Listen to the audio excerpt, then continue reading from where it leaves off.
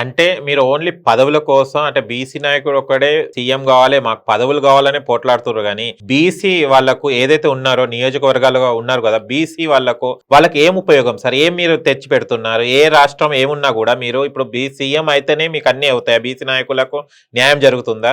మీరు ఒక పదవుల కోసమే పోట్లాడుతున్నారు కానీ వ్యక్తుల గురించి ఆలోచిస్తలేరు, మీరు సామాన్య ప్రజల గురించి ఆలోచిస్తలేనట్టు అనిపిస్తుంది. లేదు పప్పు, మీరు తప్పుగా ఆలోచిస్తున్నారు.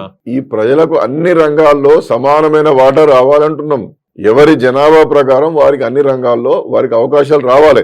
మేము ఎంతమంది ఉన్నామో మాకు అంత శాతం మాకు అవకాశాలు రావాలని చెప్పి కోరుతున్నాం. అందులో భాగంగానే ఈ రాష్ట్రంలో 60% జనాభా ఉన్నటువంటి బీసీలకు రాజ్యాధికారం సాధించాలనేటువంటి కార్యాచరణతో ఆలోచించినప్పుడు మెజారిటీ ప్రజలకు సంబంధించిన వాడే కదా ఈ రాష్ట్రానికి ముఖ్యమంత్రి కావాల్సిన వాళ్ళు.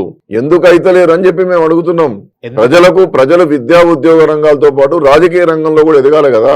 కానీ పరిస్థితి ఎట్లా తయారైపోయిందంటే ఇప్పటికి కూడా పేపర్లు ఏరుకునేవాడు, మోరీలు తీసేవాడు, భిక్షాటన చేసి బతికేవాడు, అన్నమో రామచంద్ర అంటూ భిక్షాందేహి అనేవాళ్ళు ఇవాళ బీసీలలో ఉన్నారు. తెలంగాణ వచ్చిన తర్వాత ఇలాంటి వాళ్ళని ఇంకా కొంచెం ఎదురు చూసి ఇంకో 10-15 కులాలను దొరకబట్టి వాళ్ళకు బీసీలనన్నా చేర్చి వాళ్ళకు కొంత మేము మేలు చేసే కార్యక్రమాలు చేసినాం. ఎందుకు చేసినామంటే ఆ కులాలలో పుట్టి పెరిగి వాళ్ళ గురించి అవగాహన ఉన్నది కాబట్టి మా వాళ్ళని మేము కాపాడుకోవాలని మా బీసీలలో కలుపుకున్నాం.